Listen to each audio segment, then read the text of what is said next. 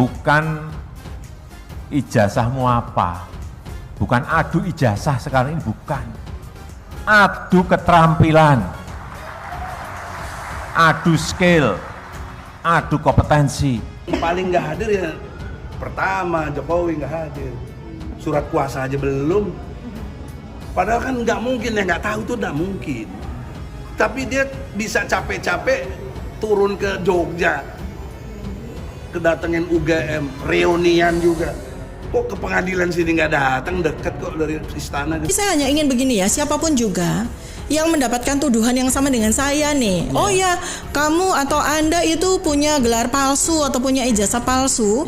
Saya sangat tertarik dengan inspirasi yang dilakukan oleh Profesor Amin Rais. Wah, itu kan sesuatu conclusion yang sangat-sangat cepat gitu kan ya.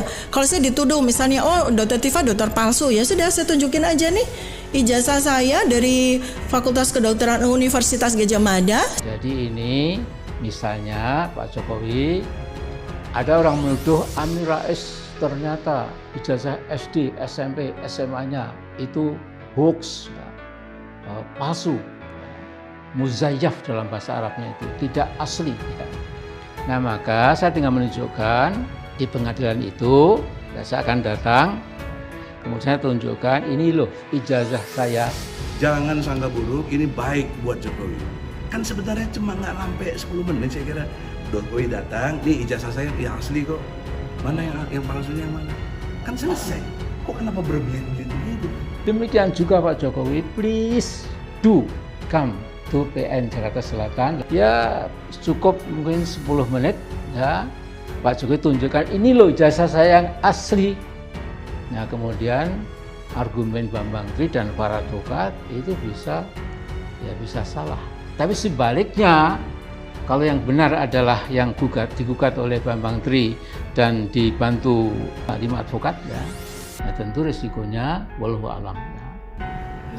Kenapa capek ngutus-ngutus jaksa? Ini bukan urusan kenegaraan, ini urusan secara pribadi. hukum itu tidak boleh ya Bang untuk Bukan tidak boleh, sangat boleh, tapi tidak pada tempatnya.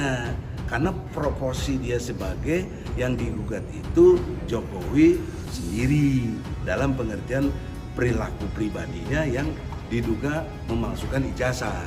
Itu menurut saya ada cara yang amat sangat simple, sederhana, dan dalam tempo yang singkat. Jadi Pak Jokowi tidak usah terlalu tahan harga diri sebagai presiden, jadilah rakyat biasa, datangi. adapun dia selaku presiden ya nggak bisa dipisahkan juga.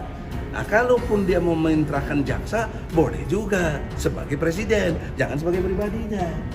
Boleh, tapi harus ada tantangan bahasa dong. Bahwa Jokowi memberi, kalau dia tadi bilang substitusi. Substitusi kan artinya pengganti.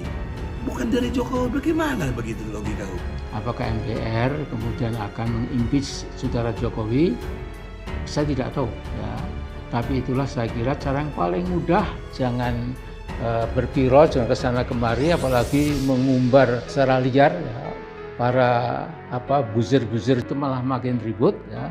Pak Jokowi malah citranya bisa jatuh. Jadi gagah saja Pak Jokowi datang, kemudian tunjukkan, selesai. Ya.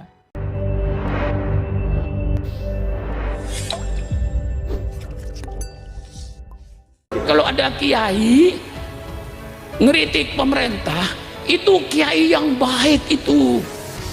Kiai yang tidak tega kalau pemerintahnya kepeleset. Itu kiai yang sangat peduli. Mestinya kiai semacam itu dibayar. Digaji kiai yang ngeritik pemerintah itu supaya pemerintah selamat. Kalau tidak ada yang ngeritik, apa yang akan terjadi? Inilah kerjaan kiai. Tolong pemerintah, kalau pemerintah ingin tahu sebesar apa pengorbanan umat Islam terhadap NKRI, persilakan pemerintah adakan sensus kuburan.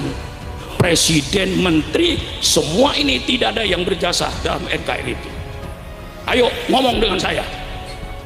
Presiden pun tidak ikut berjasa dalam NKRI.